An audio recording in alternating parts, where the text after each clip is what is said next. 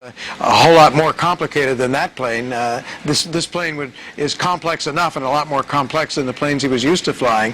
But I think that would be another reason why you wouldn't get a more elaborate plane, is you wouldn't want to tackle something too elaborate while you're still in this early stage of your flying experience. But the decision to fly that single-engine plane at night over water, I don't know that he would have anticipated what we now have learned were the very hazy conditions that could possibly have been disorienting as he descended into the Martha's Vineyard area. But that decision to fly, it's a questionable one, a single-engine plane over water for a long, long distance like that at night. Bob, we were saying, first point made when our coverage started this morning. If you're seen as flying one of these, a plane designated as high performance, it's got gear that retracts and a lot of bells and whistles a starter plane doesn't have. If you're flying one of these, you're seen as it's a pretty impressive feat, because you must be a good pilot, you must have some money, you're doing okay. Yeah, and he's an adventurer. Another handicap we didn't mention was the fact that he'd hurt his leg recently. Right. He'd just come out of a cast, and the people who saw him limping very recently, within just the last day or so, so that the foot could be important if you needed to use the rudders in a hurry. And a plane like that, because it's complex, it can get over your head in a huge hurry. If you lose the attitude of the wings, the levelness of the wings, that plane can tip in a hurry. And at the altitude that they were at, which is only a couple thousand feet off the water at that point, if you do lose it, there's almost no time to recover. Could have been 20 seconds, and that's it for trying to recover that aircraft. Bob, also bears repeating your answer to a question about an hour ago. With the waters so populated this time of year off the coast of Massachusetts, the beaches, the skies, why then not an eyewitness coming forward so far? Yeah, you would think as you point out, the beach is so populated and so many people living along the coast that somebody might have seen something. But I think if indeed nobody saw anything, it would be that thick haze that a plane at 2,000 feet and that far off the coast, at least, what they're saying, 17 miles. So 17 miles is from the airport, but well off the coast when this began. The wreckage has washed much closer to shore. I can see how someone might not have been able to see it through the haze. Interesting point that the very haze that may end up being a contributor in this crash could also be the reason why we don't have people stepping forward to say, well, I saw thus and so last night and thought it was amiss. Bob Hager, as always and all day long, thank you. There is an axiom in air travel. You'll hear it from professional pilots. If it's not right, don't go. Last decision is the pilot's. There can be no one forcing you to take off or not to.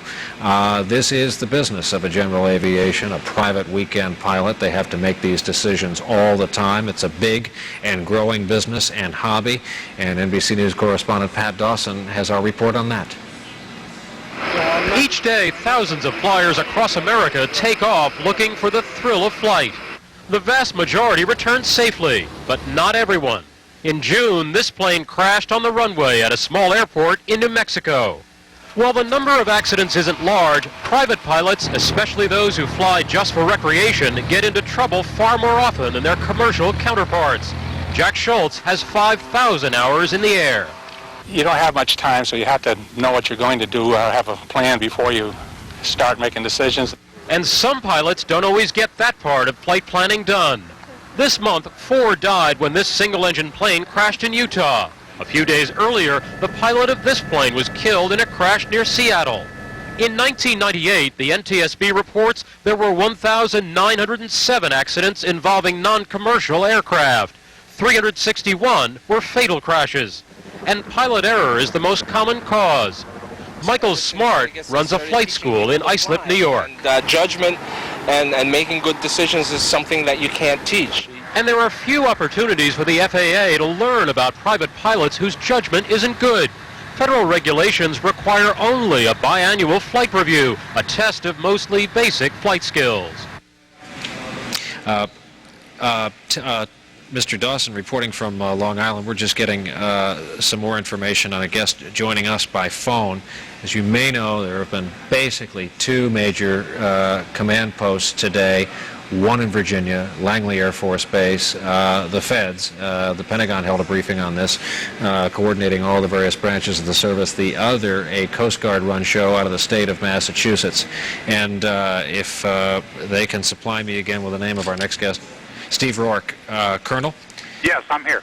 Thanks for being with us on the phone tonight, and sorry about the confusion. How many aircraft can do this nighttime search with the infrared? Is it just one now, and then tomorrow morning with first light you have a full complement of aircraft? I believe that's the case.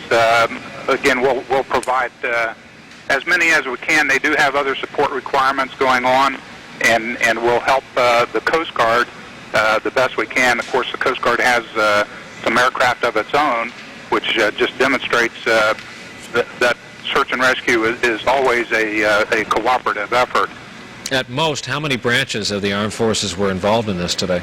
Well, I'm aware of just the Coast Guard and the Air Force, but I'm also aware of several state emergency management agencies calling and offering assistance, and of course we coordinate with them very closely too. Pat Dawson just made a very good point, and that is that yesterday there were 12 incidents in general aviation, 12 small planes, not all crashes, not all fatal. But what do you tell people, and there are people who will criticize every public act, that the average downing of the average small plane won't get this outpouring, this contingent, this huge search and rescue operation? Well, I tell them that that's not the case. We treat every case equally. We're poised at all times. We're open 24 hours a day.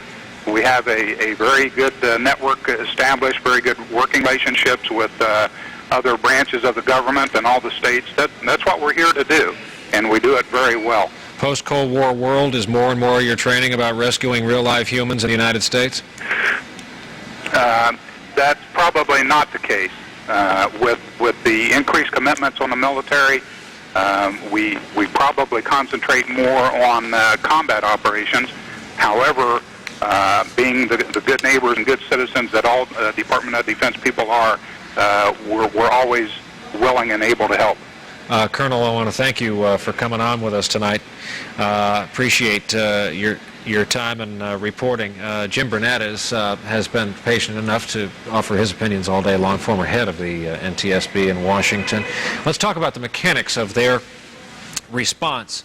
That is the NTSB. There is something called a GO team, correct? And how do they get the first word? How soon can they take off and get to the site of an accident? Well, general aviation accident such as this is, a GO team would not be launched. I wouldn't accuse the safety board of, I wouldn't be at all surprised if they send a GO team. I think I would make the decision to do so if I were still there in position, as I had to do with the Ricky Nelson accident, for instance, because the public's demand to know about this will also strain the resources of the investigation and will require a larger effort on the part of the safety board. So that's a component, the kind of ephemeral component of, since this is a case of celebrities and celebrity deaths, the public desire to know becomes a component of the decision about how large a federal response will be. Well, I think in the case of the safety board, it has to be, because part of the duties of the team is to transmit information to the public, and when you have a greater demand for information, it has to affect your response. It won't affect, I think, the quality of the investigation. It won't be a better investigation. It may be a quicker investigation, but it will keep it from being slowed down by the fact that you have such pressure on the investigators to provide information. And when they arrive, you have a single-engine aircraft, and let's have this discussion absent any knowledge of any confirmation of fatalities or not. Let's say the single-engine aircraft is underwater. Is the first and very basic thing you do to look at where the gauges were? Well, of course, that will be when they get access to the aircraft to make those kind of examinations. They may even instruct divers to make some observations insofar as they can before they even move the airplane in order to raise it. Of course, Sometimes gauges aren't in condition where they can be documented in that way if you have a highly broken up airplane.